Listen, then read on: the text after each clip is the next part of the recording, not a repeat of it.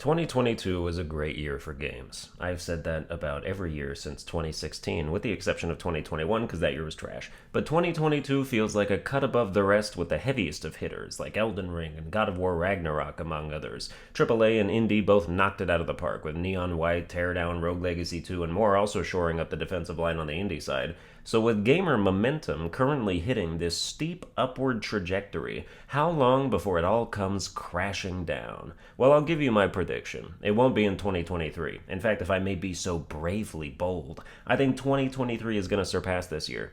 We're obviously missing a lot of information, but the stuff we do already have just points to an even better year of absolute gaming bliss. And you pepper in even a couple good rumors or possibilities, and you get a cup that runneth the hell over. 2022 wasn't without its disappointments, from Gotham Knights to Scarlet and Violet's performance, and it still killed it out there. So even if you include some potential bad endings into the 2023 agenda, I think you still get a better year. Let's talk about some of those endings, because I have more predictions to make, and then when I'm 100% right, you can all revere me like that World Cup octopus.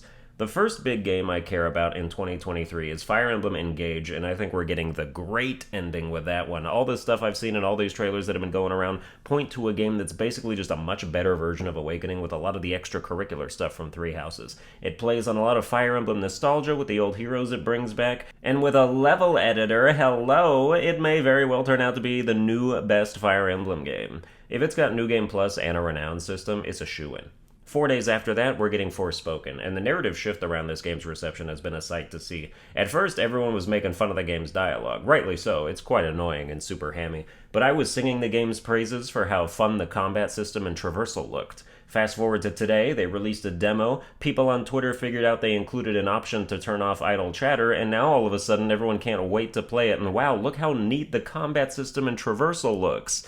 Meanwhile, I've flipped the other way, because I also played the demo, and I don't like that the combat feels like Final Fantasy 15, because I don't like Final Fantasy combat. The button layout is super weird, and instead of free aiming and being able to zoom aim, you're either hip-firing spells with slippery accuracy, or you have to click R3 to target lock an enemy, and then proceed to miss all your shots because you're firing behind them while they strafe you. You know those games where an automatic turret is shooting you, and you're just moving to the side and the bullets never catch up with you? In Forspoken, you're the turret. It doesn't feel good, and I think we get the bad ending here in terms of this game being mediocre. Hogwarts Legacy has unveiled some new trailers since we last talked about it, and now I'm leaning more towards good ending. I thought it was up in the air before. Initial trailers looked iffy, like the concept was there and it had the potential to be good, but it didn't look super polished. Well, now it does. This game looks majestic in the recent trailers. I can't wait for people on Switch to get it 4 months later than everyone else and have it run like dog shit. Why even bother putting it there? I mean, there's only so low you can go technologically before it's just not even worth seeing like that.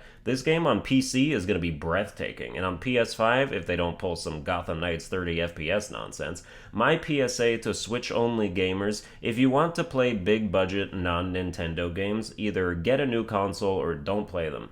Would you watch the new Avatar movie on VHS? Hogwarts Legacy on Switch is about to look like the Harry Potter games on PS2. The rest of us get it in February, and it feels like a winner. PlayStation VR 2 comes out in February. It promises the highest visual fidelity in the VR space, but Sony is of course going to squander this technology by making 0 porn games. I mean, I'm half joking. On one hand, no, I would not buy a VR headset for porn games. But on the other hand, I've seen some of the shit that pops up in my recommended tab on Steam just because I played Honey Pop for a video 5 years ago, and not for nothing, but you're missing a key piece of the puzzle here, Sony. With your supposed technological leaps, you have the opportunity to make thousands of dudes never speak to another woman again and rake in the cash, but no, you'll just make weird VR versions of your already established IPs, like Horizon Call of the Mountain. Ooh, a sunlit vista, a detailed landscape. Where are the titties?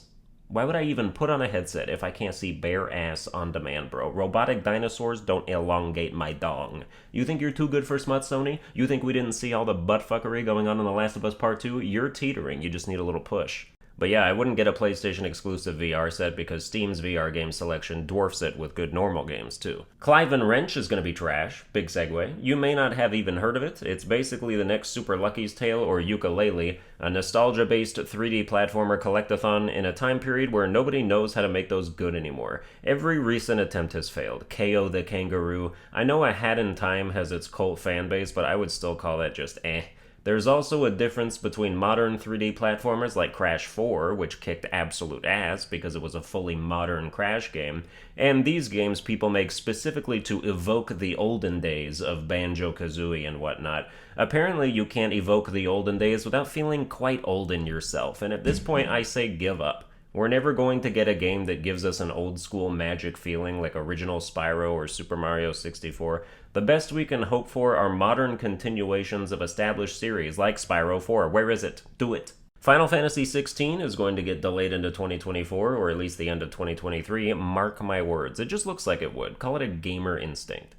I don't have extensive things to say about everything releasing, so from what we know is coming currently, here's all the games that'll be good. Fire Emblem Engage, Dead Space Remake, Hogwarts Legacy, Wolong Fallen Dynasty, Skull and Bones, Star Wars Jedi Survivor, Resident Evil 4 Remake, Meet Your Maker, Dead Island 2, Legend of Zelda Tears of the Kingdom, Suicide Squad Kill the Justice League, Street Fighter 6, Diablo 4, and Starfield.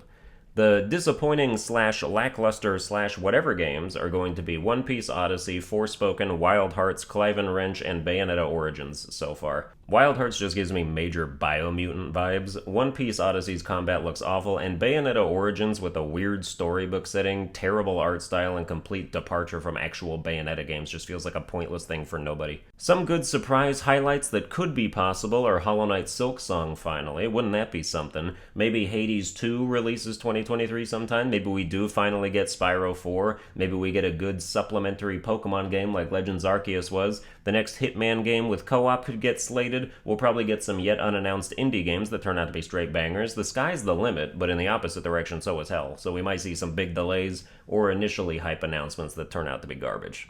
Well, that's going to do it for this video. I hope you enjoyed it. Like, share, and subscribe. Watch all my other videos early by changing your time zone to Australia, and I'll see you guys next time.